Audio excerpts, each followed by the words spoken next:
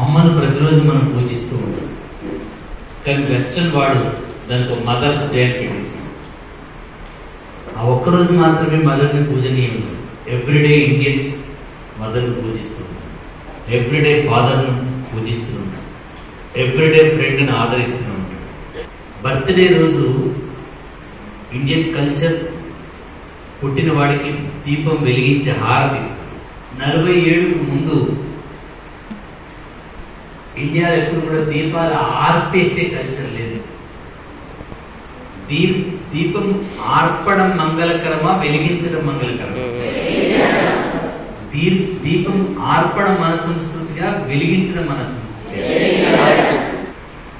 త్యాగం ప్రేమ, కరుణ ప్రేమ, సమర్పణ సేవ ప్రేమ.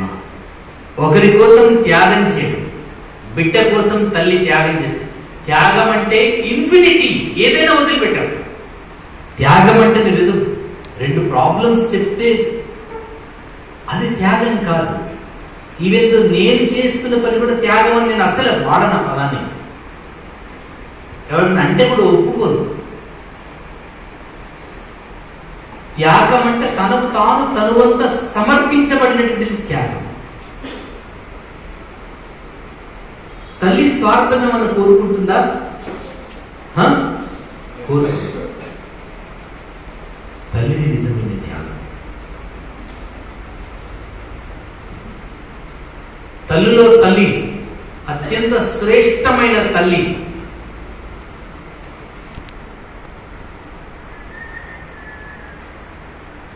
తనను తాను చంపుకొని బిడ్డలకు జన్మనిస్తుంది ఆ తల్లి.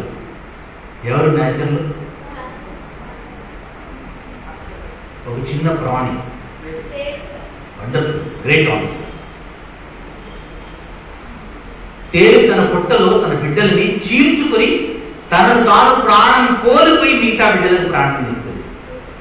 అప్పటిదాకా అమ్మ స్ట్రెచ్చర్ మీద పడుకొని భయంకరమైనటువంటి thousands of decibels pain bear చేసి ఎముకలన్నీ పటపటపట ఇరుగుతున్న వేదన అనుభవించినటువంటి తల్లి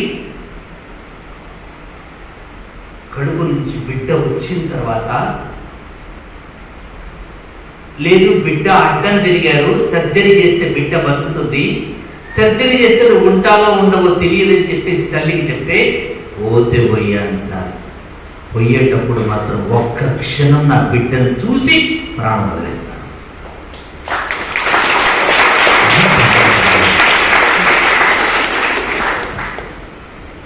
అత్యంత పవిత్రమైనటువంటి మాతృస్థానం మాడుతున్నారు.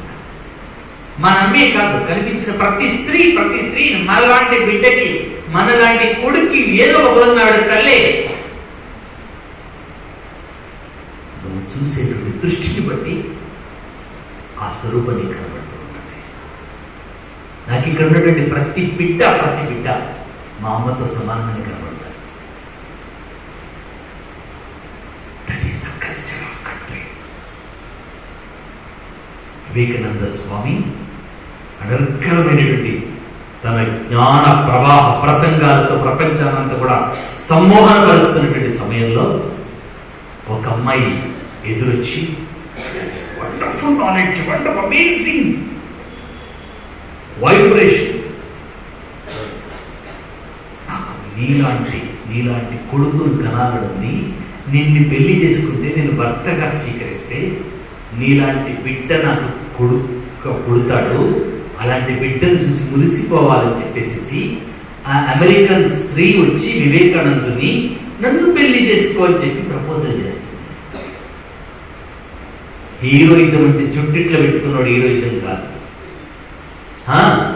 చిప్పిరి గుడ్డలు ఇస్తున్నాడు హీరో కాదు. ఎవడు హీరోనో చెప్తున్నాను. గుడ్, థ్యాంక్ యూ అమ్మా, నీ కోరికను నేను యాక్సెప్ట్ చేస్తున్నాను. నువ్వు నన్ను పెళ్లి చేసుకుని మనిద్దరి దాంపత్యం వల్ల మనకు పుట్టే బిడ్డ 30 సంవత్సరాలు పెంచిన తర్వాత వాడు మరొక జూనియర్ వివేకానందుడై అప్పుడు నువ్వు సాటిస్ఫై అవుతావు కదా అవును, నీలాంటి కొడుకును కనాలనుకుంటున్న నన్ను పెళ్లి చేసుకున్న భార్యగా స్వీకరించు. దానికి స్వామీజీ చెప్తున్న సమాధానం, అందుకోసమే ఈ దేశ మాతకు ప్రియపుత్రుడు చదవాలి నా వివేకానంద స్వామిని. నన్ను పెళ్లి చేసుకొని 30 సంవత్సరాలు నాకు నీకు పుట్టిన బిడ్డను సాధనం అంత కష్టపడడం ఎందుకమ్మా? నన్నే నీ కొడుకుగా తీసుకో అని చెప్పేసేసి నువ్వే నా తల్లిని, ఆ తల్లి పాదాలకు నమస్కరించి నేనే నీ కొడుకును గర్వంగా చెప్పుకో అని చెప్పి చాటి చెప్పినటువంటి సంస్కృతి, భారతీయ సంస్కృతి. హీరో అంటే అతని హీరో.